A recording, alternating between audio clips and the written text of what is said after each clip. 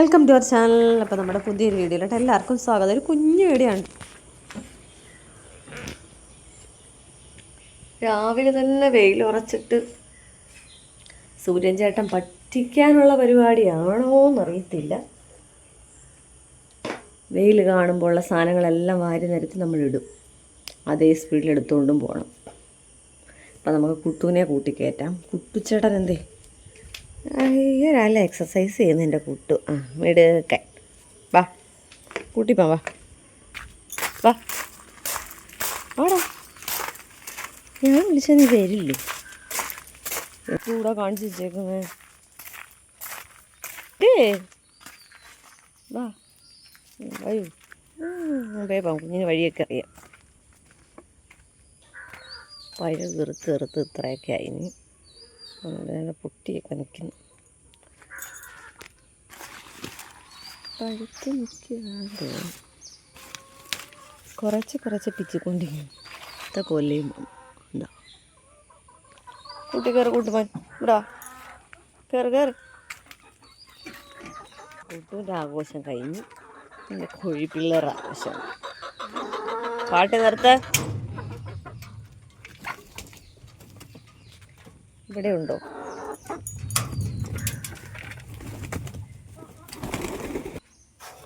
ഒരു മുട്ട, മുട്ട.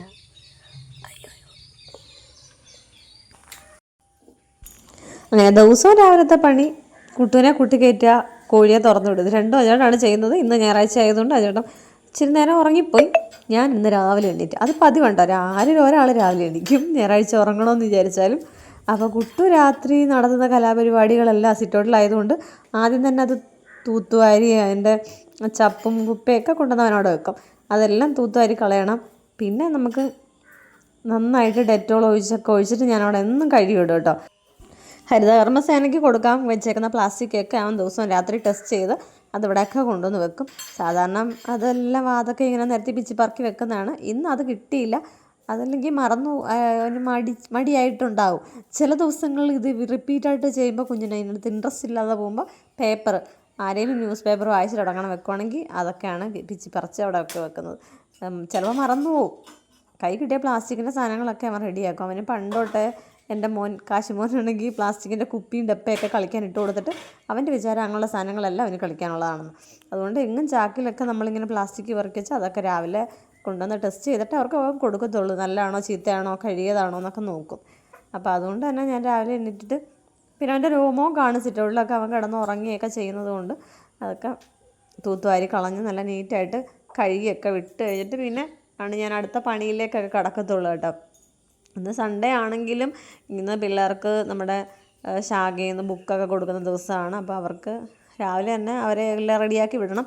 കുറേ നേരം കിടന്ന് വിളിച്ചാലാണ് ഇങ്ങനെയുള്ള ദിവസങ്ങളൊക്കെ എഴുന്നേറ്റാലും ഇങ്ങനെ ഒരുങ്ങാനൊക്കെ വലിയ മടിയാണ്. അപ്പോൾ അജേട്ടൻ കൊണ്ടുപോകുന്നതൊക്കെയാണ് ഞാൻ ആദ്യം വിചാരിച്ചുകൊണ്ടിരുന്നത്. പക്ഷേ അജേട്ടൻ എണീറ്റപ്പോൾ പറഞ്ഞ അജേട്ടൻ കണ്ടൊക്കെ പോകാനുണ്ടെന്ന്. അതിപ്പോൾ പിന്നെ എനിക്ക് തന്നെയാണ് പണി. അപ്പം ഞാൻ വിചാരിച്ച് എനിക്കിന്ന് ഒന്നും കറി വെക്കാനൊന്നും കിട്ടിയില്ല. അപ്പോൾ അജേട്ടൻ രാവിലെ എണീറ്റ് പോയതും ഇല്ലൊന്നും വാങ്ങിക്കാൻ വേണ്ടി. അതുകൊണ്ട് കുറച്ച് സേവനവാര പരിപാടികളുണ്ട്. അതുകൊണ്ട് ഇന്ന് അങ്ങനെ ഒന്നും വാങ്ങിക്കാൻ വേണ്ടി പോയിട്ട് വന്നാൽ പിന്നെ പുള്ളിക്കാരൻ മടിയാവും. അപ്പോൾ അതുകൊണ്ട് പിന്നെ ഞാൻ തന്നെയാണ് ചിക്കനൊക്കെ വാങ്ങിക്കാൻ പോകുന്നത്. അപ്പോൾ ആ വഴി അവരെ അവിടെ ഇറക്കാമെന്നൊക്കെ ഉള്ള ഭയങ്കര ഗൂഢമായ ആലോചനയിലാണ് ഞാൻ ഈ പണിയൊക്കെ എടുക്കുന്നത്. അല്ലെങ്കിൽ രാവിലെ എണീറ്റ് ഇങ്ങനെ നമ്മൾ കുറച്ച് നേരം ആലോചിക്കുമല്ലോ, ഇന്ന് എന്തൊക്കെ ചെയ്യണം, എവിടെയൊക്കെ പോകണം, എന്തൊക്കെ കറി വെക്കണം, അല്ലെങ്കിൽ എന്താണ് ബ്രേക്ക്ഫാസ്റ്റ് ഉണ്ടാക്കണം. അപ്പോൾ ഇങ്ങനെ എണീറ്റ് ഇങ്ങനെയുള്ള പണികളൊക്കെ അല്ലറ ചില്ലറ പണികൾ ചെയ്യുമ്പോൾ അതിനെപ്പറ്റി ഒരു ധാരണ ഉണ്ടാക്കി വെക്കുകയാണ് ഫസ്റ്റ് ചെയ്യുന്നത്. അല്ലെങ്കിൽ പണികളൊന്നും നടക്കില്ല, ആലോചന മാത്രമേ നടക്കുകയുള്ളൂ കേട്ടോ. അപ്പോൾ പഴയ ഒരു ചൂലുകൊണ്ടാണ് ആദ്യം ഞാൻ വെള്ളമൊക്കെ ഇങ്ങനെ നന്നായിട്ടൊന്നാക്കിയിട്ട് അതിങ്ങനെ ചെപ്പിക്കളയുന്നത്. പിന്നെ തുടപ്പന കൊണ്ടിട്ട് തുടക്കത്തുള്ളൂ. അതൊരു പഴയ തുടപ്പന അതിനായിട്ട് ഞാൻ മാറ്റി വെച്ചിട്ടുണ്ട്. അപ്പോൾ അങ്ങനെയൊക്കെയാണ് ഇനി പണികൾ അങ്ങനെ നടക്കുന്നു. പിന്നെ ഞാൻ വേറൊരു കാര്യമാണ് പറയാൻ വിചാരിച്ചത് കേട്ടോ. വേറൊന്നുമല്ല, 1.5 വയസ്സുള്ള ഒരു കുഞ്ഞിൻ്റെ വാർത്ത ഇപ്പം ന്യൂസ് ചാനലുകളിലും ഫോണിലും ഒക്കെ ഇഷ്ടം പോലെ ഇങ്ങനെ വരുന്നുണ്ട്. നമ്മളെല്ലാവരും അത് കാണുന്നുണ്ട്. 1.5 വയസ്സുള്ളൊരു കുഞ്ഞിനെ 51 52 മുറിവുകളൊക്കെ ആയിട്ട് മരിച്ച്, അതിന് ശ്വാസം മുട്ടിച്ചോ എങ്ങനെയോ കൊന്ന്. അതൊക്കെ കാണുമ്പോൾ സ്വന്തം അമ്മയാണോ ഇങ്ങനെയൊക്കെ ചെയ്തതെന്നും എന്തുവാ അതിന് പറയുന്നത്. എനിക്കിപ്പോൾ ആ ന്യൂസൊക്കെ ഇങ്ങനെ ഫുള്ള് ഇരുന്ന് കാണാനുള്ള ഇങ്ങനെ വരുമ്പോൾ ഞാൻ അത് സ്ക്രോൾ ചെയ്ത് ആ കുഞ്ഞിൻ്റെ മുഖമൊക്കെ കാണുമ്പോഴേ നമുക്ക് സഹിക്കാൻ പറ്റുന്നില്ല. നമ്മളൊക്കെ മക്കളെ വളർത്തുന്നു, എന്തിൻ്റെ പേരിലായാലും വേറൊരാൾ നമ്മുടെ കുഞ്ഞിനെ എന്തെങ്കിലും ചെയ്യുമ്പോൾ ആ ഒരമ്മ നോക്കിക്കൊണ്ടിരിക്കുമോ?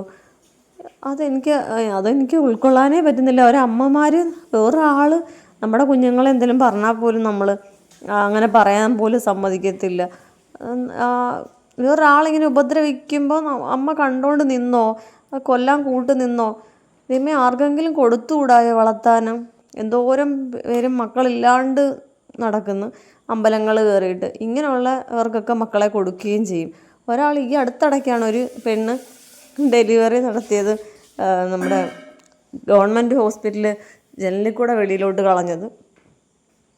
നമ്മളൊക്കെ പ്രസവിക്കാൻ പോയപ്പോൾ 4 പേര് അപ്പുറത്തും ഇപ്പുറത്തും ഒക്കെ ഇരുന്നിട്ട് പോലും ആ വേദന നമ്മൾ തന്നെ അനുഭവിക്കണം. ആരിരുന്നാലും എങ്കിൽ തന്നെ അവളെങ്ങനെ ആ ജനലിൽ കൂടെ അതിനെ എടുത്ത് വെളിയിൽ കളഞ്ഞു, എങ്ങനെ വയറ്റിൽ നിന്ന് എടുത്തു തമ്പുരാനെ? എന്തോ ലോകമാണ്.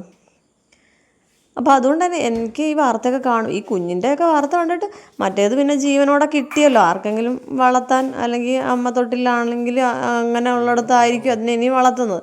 പക്ഷേ ഇതിനെ കൊന്നു കളഞ്ഞത് എനിക്ക് ആർക്കെങ്കിലും കൊടുത്തുകൂടായിരുന്നു വളർത്താൻ, അല്ലെങ്കിൽ ഇതുപോലുള്ള എന്തെങ്കിലും സ്ഥാപനത്തിൽ കൊണ്ട് ഏൽപ്പിച്ചുകൂടായിരുന്നു. ഇതിങ്ങനെ റിപ്പീറ്റായിട്ട് കാണുമ്പോൾ ഞാൻ ദൈവമേ ഇങ്ങനെ ചെവി പൊത്തുവാണ്. അങ്ങനെ എനിക്ക് സഹിക്കാൻ പറ്റുന്നില്ല വാർത്തയൊന്നും. പണ്ട് കുറച്ച് വർഷം മുമ്പാന്ന് തോന്നുന്നു കടൽ ഭിത്തിയിൽ എറിഞ്ഞു കൊന്ന് അമ്മ. അതിനുശേഷം കുറേയൊക്കെ കണ്ടിട്ടുണ്ട് വാർത്ത ഇങ്ങനെ. പക്ഷേ അതും ഇതുപോലായിരുന്നു. ആ ഒരു സമയത്തും എനിക്കിങ്ങനെ ഭയങ്കരമായിട്ട് മനസ്സിനകത്ത് എന്തോ ഒരു ഭയങ്കര വിങ്ങലായിരുന്നു ഇതൊക്കെ കാണുമ്പോൾ. അപ്പോൾ അതൊക്കെ പോട്ടെ. അപ്പോൾ രാവിലെ എണീറ്റ് നമുക്കിങ്ങനെ വിഷമമാണെന്നൊന്നും പറഞ്ഞൊന്നും ഇരിക്കാൻ പറ്റത്തില്ലല്ലോ. അപ്പോൾ രാവിലെ ചായ ഇടാൻ നോക്കിയപ്പോൾ പാല് അലിഞ്ഞില്ല. അതിനെ പിന്നെ ഗ്ലാസ്സിലോട്ട് കമത്തി ഇറ്റിറ്റ് വീഴുന്നതൊക്കെ നോക്കിക്കൊണ്ടിരുന്നിട്ട് പിന്നെ അത് പൊട്ടിച്ചതായിരുന്നു. അല്ലെങ്കിൽ പിന്നെ നമുക്ക് വെള്ളത്തിലെടുത്ത് ഇടായിരുന്നു. പാറു ഇന്നലെ എടുത്തിട്ട് അത് ഫ്രീസറിൽ വെച്ച് അതിൻ്റെ ഇടയ്ക്ക്. അപ്പോൾ രാത്രി ഞാൻ നോക്കിയപ്പോഴേ അത് ഫ്രീസറിൽ ഇരിക്കുന്നത്. പിന്നെ എടുത്ത് താത്ത് വെച്ചെങ്കിലും അതുകൊണ്ട് ഐസ് അലിഞ്ഞില്ല. പിന്നെ അതിടെ സേവനവാരത്തിന് പോകാനുള്ള യൂണിഫോമിലൊക്കെ വെളിയിലോട്ടൊക്കെ ഇറങ്ങി. അതിനാണ് ഞാൻ പുറകിനൊക്കെ പോയി. കുറേ ആയിട്ട് നമ്മൾ ആളിനെ വിളിക്കുന്നത് വൃത്തിയാക്കാൻ വേണ്ടിയിട്ട്. അപ്പോൾ ആ മതിലിൻ്റെ സൈഡൊക്കെ നല്ലതായിട്ട് കാട് പിടിച്ച്. അപ്പോൾ മഴയൊക്കെ ആകുമ്പോൾ ഒന്നും കൂടെ, ഇനി മഴ പെയ്താൽ പെട്ടെന്ന് കയറിക്കോളൂ. ഈ വൃത്തിയാക്കുന്നതൊക്കെ വെറുതെയാണ്.